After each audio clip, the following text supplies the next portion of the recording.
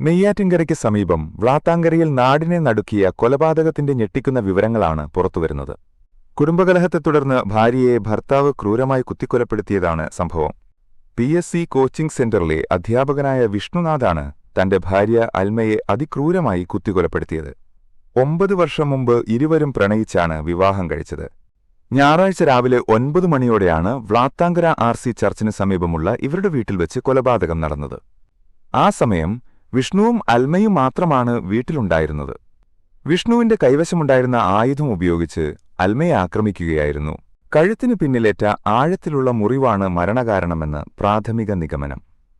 രക്തത്തിൽ കുളിച്ചുകിടന്ന അൽമ സംഭവസ്ഥലത്ത് വെച്ച് തന്നെ മരണപ്പെട്ടു.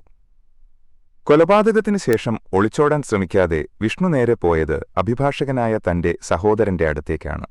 ഞാൻ അൽമയെ കൊന്നു എന്ന് വിഷ്ണു സഹോദരനോട് വെളിപ്പെടുത്തിയതോടെയാണ് നാടിനെ നടുക്കിയ വിവരം പുറംലോകമറിയുന്നത്.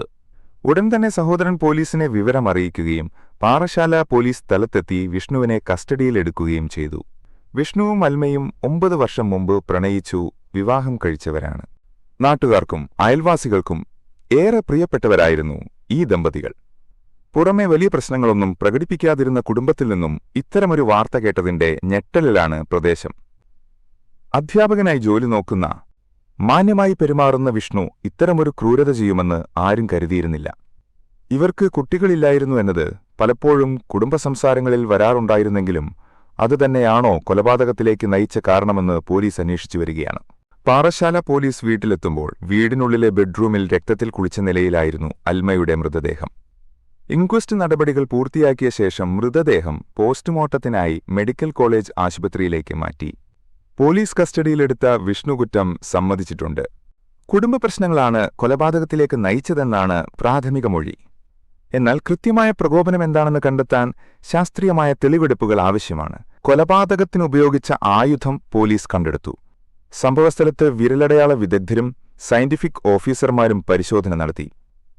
അതേസമയം അധ്യാപകൻ എന്ന നിലയിൽ സമൂഹത്തിൽ ഉത്തരവാദിത്തമുള്ള സ്ഥാനത്തിരിക്കുന്ന ഒരാൾ സ്വന്തം പങ്കാളിയെ ഇല്ലാതാക്കാൻ തുനിഞ്ഞത് വലിയ ചർച്ചകൾക്ക് വഴിവെച്ചിട്ടുണ്ട്. ദാമ്പത്യജീവിതത്തിലെ പ്രശ്നങ്ങൾ പരിഹരിക്കാൻ ആശയവിനിമയമോ നിയമപരമായ വഴികളോ തേടുന്നതിനു പകരം അക്രമത്തിന്റെ പാത സ്വീകരിച്ചത് ഒരു കുടുംബത്തെയാകെ തകർത്തിരിക്കുകയാണ്. വിഷ്ണുവിനെ കോടതിയിൽ ഹാജരാക്കി റിമാൻഡ് ചെയ്യുന്നതിനുള്ള നടപടികൾ പുരോഗമിക്കുന്നു. ഈ കേസിൽ കൂടുതൽ വ്യക്തത വരുത്തുന്നതിനായി പോലീസ് അയൽവാസികളുടെയും ബന്ധുക്കളുടെയും മൊഴികൾ രേഖപ്പെടുത്തിവരികയാണ്.